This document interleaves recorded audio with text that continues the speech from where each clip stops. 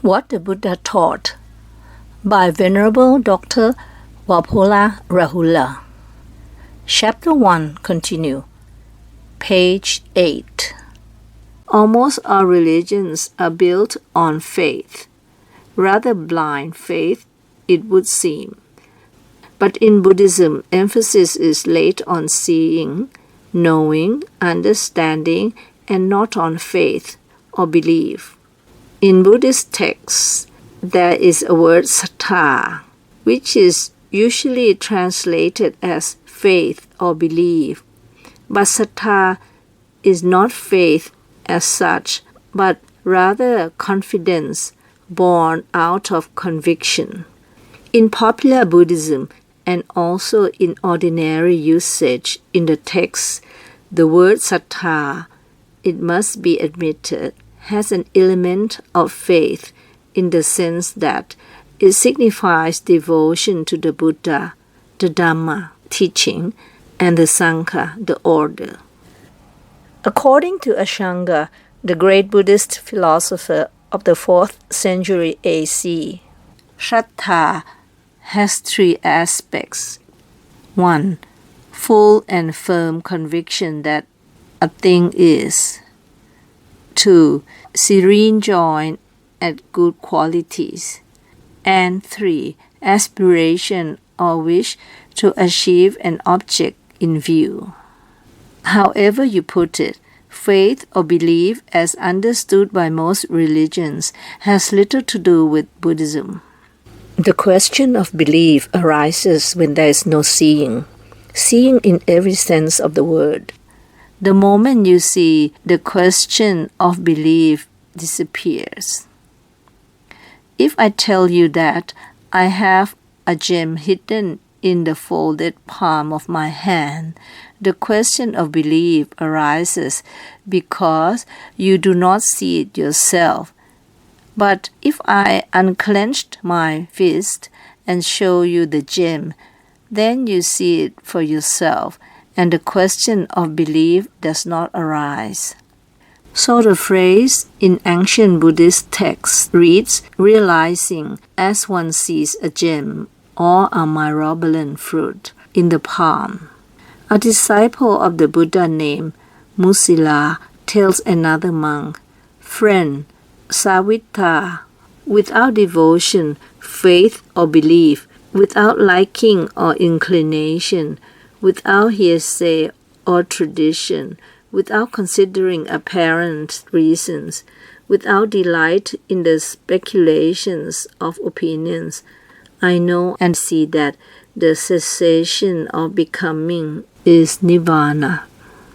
And the Buddha says, O bhikkhus, I say that the destruction of defilement and impurities is meant for a person who knows and who sees, and not for a person who does not know and does not see. It is always a question of knowing and seeing, and not that of believing. The teaching of the Buddha is qualified as ehipasika, inviting you to come and see, but not to come and believe. The expressions used everywhere in Buddhist texts referring to persons who realized truth are the dustless and stainless eye of truth, Dhammacakkhu, has arisen. He has seen truth, has attained truth, has known truth, has penetrated into truth, has crossed over doubt, is without wavering. Thus, with right wisdom, he sees it as it is, yatha bhutang. With reference to his own enlightenment, the Buddha said, the I was born, knowledge was born, wisdom was born, science was born, light was born. It is always seeing through knowledge or wisdom, gnānatasana, and not believing through faith. This was more and more appreciated at a time when Brahmanic orthodoxy intolerantly insisted on believing and accepting their tradition and authority as the only truth without question. Once a group of learned and well-known Brahmins went to see the Buddha and had a long discussion with him. One of the group, a Brahmin youth of 16 years of age, named Kappatika, considered by them all to be an exceptionally brilliant mind, put a question to the Buddha. Venerable Gautama, there are the ancient holy scriptures of the Brahmins handed down along the line by unbroken oral tradition of texts. With regard to them, Brahmins come to the absolute conclusion. This alone is truth, and everything else is false. Now, what does the Venerable Gautama say about this? The Buddha inquired, among Brahmins, is there any one single Brahmin who claims that he personally knows and sees that this alone is truth and everything else is false? The young man was frank and said, no.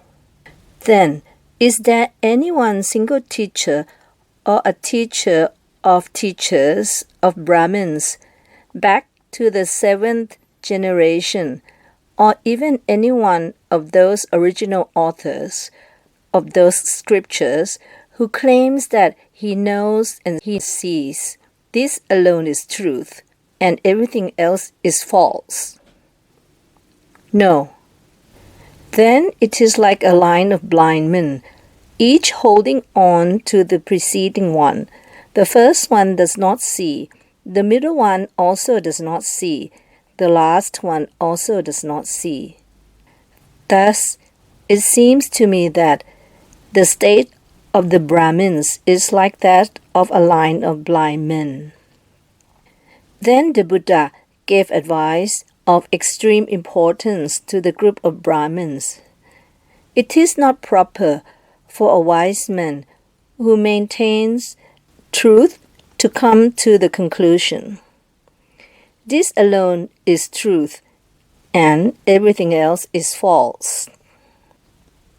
Asked by the young Brahmin to explain the idea of maintaining or protecting truth, the Buddha said, a man has a faith. If he says, this is my faith, so far he maintains truth. But by that he cannot proceed to the absolute conclusion, this alone is truth, and everything else is false. In other words, a man may believe what he likes, and he may say, I believe this. So far he respects truth. But because of his belief or faith, he should not say that what he believes is alone the truth, and everything else is false. The Buddha says, to be attached to one thing, to a certain view, and to look down upon other things, views, as inferior, this the wise men call a fetter. Once the Buddha explained the doctrine of cause and effect to his disciples, and they said that they saw it and understood it clearly. Then the Buddha said, O bhikkhus, even this view, which is so pure and so clear, if you cling to it, if you fondle it, if you treasure it, if you are attached to it, then you do not understand that the teaching is similar to a raft, which is for crossing over and not for getting hold of. Elsewhere, the Buddha explains this famous simile in which his teaching is compared to a raft for crossing over and not for getting hold of and carrying on one's back. O bhikkhus, a man is on a journey. He comes to a vast stretch of water. On this side the shore is dangerous, but on the other it is safe and without danger. No boat goes to the other shore, which is safe and without danger, nor is there any bridge for crossing over. He says to himself, "This sea of water is vast, and the shore on this side is full of danger, but on the other shore it is safe and without danger. No boat goes to the other side, nor is there a bridge for crossing over. It would be good, therefore, if I would gather grass, wood, branches, and leaves to make a raft, and with the help of the raft, cross over safely to the other side, exerting myself with my hands and feet." Then that man, O bhikkhus, gathers grass, wood, branches, and leaves, and makes a raft, and with the help of that raft crosses over safely to the other side, exerting himself with his hands and feet. Having crossed over and got to the other side, he thinks, "This raft was of great help to me. With its aid, I have crossed safely over to this side, exerting myself with my hands and feet. It would be good if I carry this raft on my head or on my back wherever I go." What do you think, O bhikkhus?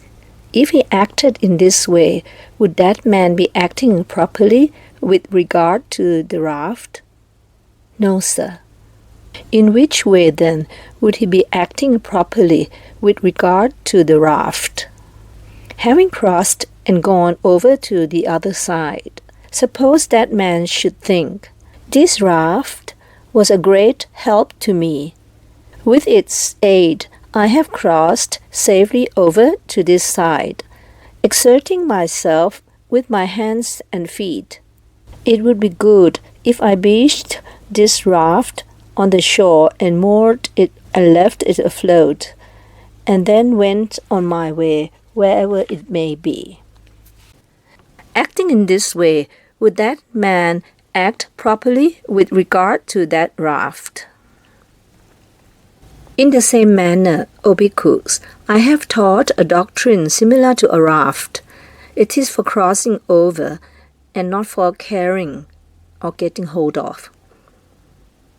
You, O bhikkhus, who understand that the teaching is similar to a raft, should give up even good things, Dhamma.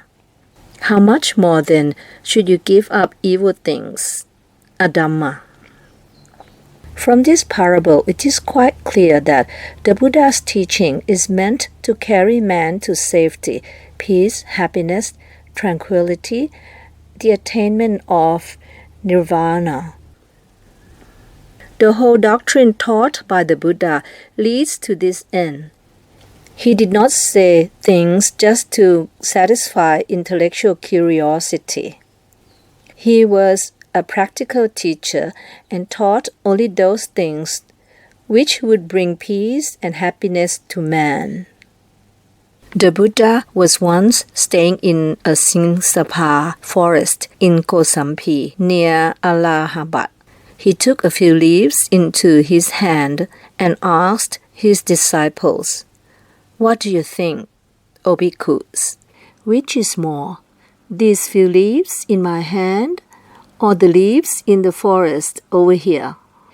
"Sir, very few are the leaves in the hand of the Blessed One. But indeed, the leaves in the Singsapha forest over here are very much more abundant." Even so, bhikkhus, of what I have known I have told you only a little. What I have not told you is very much more. And why have I not told you those things? Because that is not useful, not leading to nirvana. That is why I have not told you those things. It is futile, as some scholars vainly try to do, for us to speculate on what the Buddha knew but did not tell us. The Buddha was not interested in discussing unnecessary metaphysical questions, which are purely speculative and which create imaginary problems. He considered them as a wilderness of opinions. It seems that there were some among his own disciples who did not appreciate this attitude of his. For we have the example of one of them, Malunkyaputta by name, who put to the Buddha 10 well-known classical questions on metaphysical problems and demanded answers. One day, Malunkyaputta got up from his afternoon meditation, went to the Buddha, saluted him, sat on one side and said, "Sir, when I was all alone meditating, this thought occurred to me. There are these problems unexplained, put aside and rejected by the Blessed One. Namely, 1. Is the universe eternal? Or 2. Is it not eternal? 3. Is the universe finite? Or 4. Is it infinite? 5. Is soul the same as body? Or 6. Is soul one thing and body another thing? 7. Does the Tathagata exist after death? Or 8. Does he not exist after death? Or 9. Does he both at the same time exist and not exist after death? Or 10. Does he both at the same time not exist and not exist? These problems the Blessed One does not explain to me. This attitude does not please me.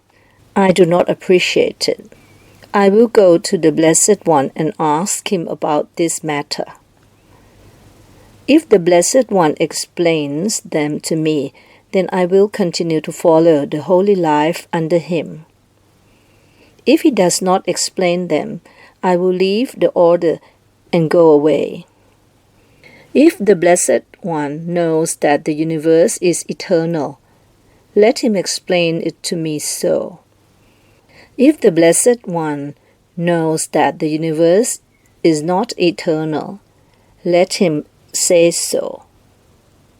If the Blessed One does not know whether the universe is eternal or not, etc., then for a person who does not know, it is straightforward to say, I do not know, I do not see.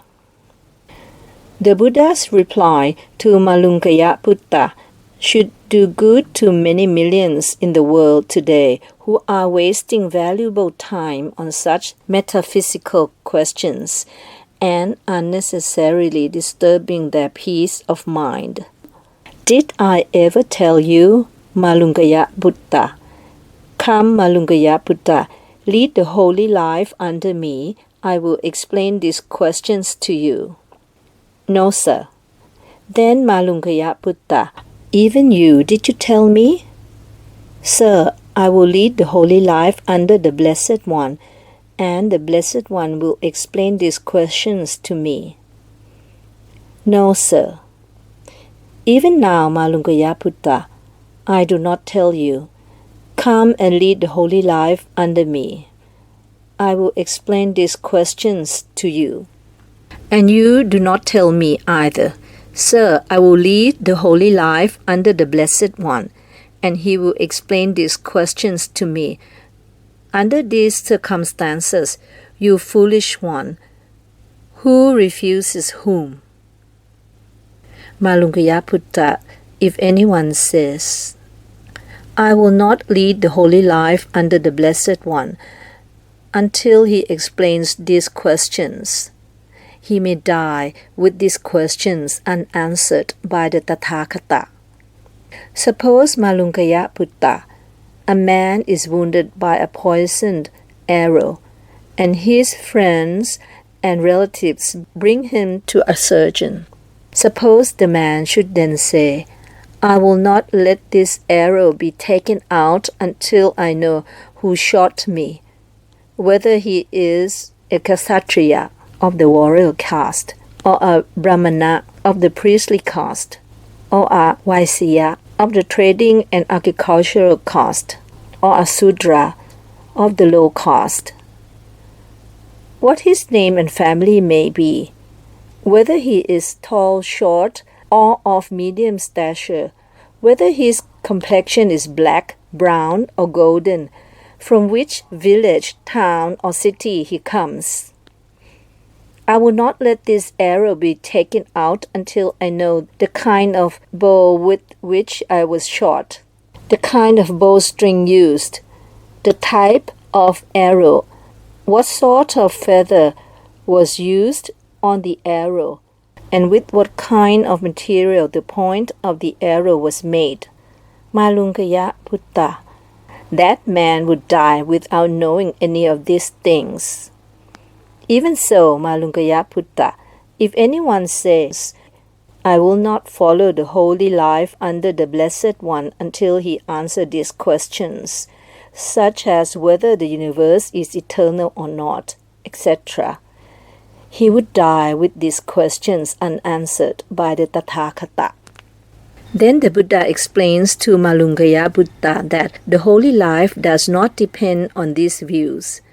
Whatever opinion one may have about these problems, there is birth, old age, decay, death, sorrow, lamentation, pain, grief, distress, the cessation of which, nirvana, I declare in this very life. Therefore, Malunkyaputta, bear in mind what I have explained as explained, and what I have not explained as unexplained. What are the things that I have not explained? Whether the universe is eternal or not, etc. Those 10 opinions I have not explained. Why, Malunkyaputta, have I not explained them? Because it is not useful. It is not fundamentally connected with the spiritual holy life. It is not conducive to aversion, detachment, cessation, tranquility, deep penetration, full realization, nirvana. That is why I have not told you about them. Then what, Malunkyaputta, have I explained? I have explained dukkha, the arising of dukkha, the cessation of dukkha, and the way leading to the cessation of dukkha. Why, Malunkyaputta, have I explained them? Because it is useful, is fundamentally connected with the spiritual holy life, is conducive to aversion, detachment, cessation, tranquility, deep penetration, full realization, nirvana. Therefore, I have explained them. Let us now examine the 4 noble truths which the Buddha told Malunkyaputta he had explained.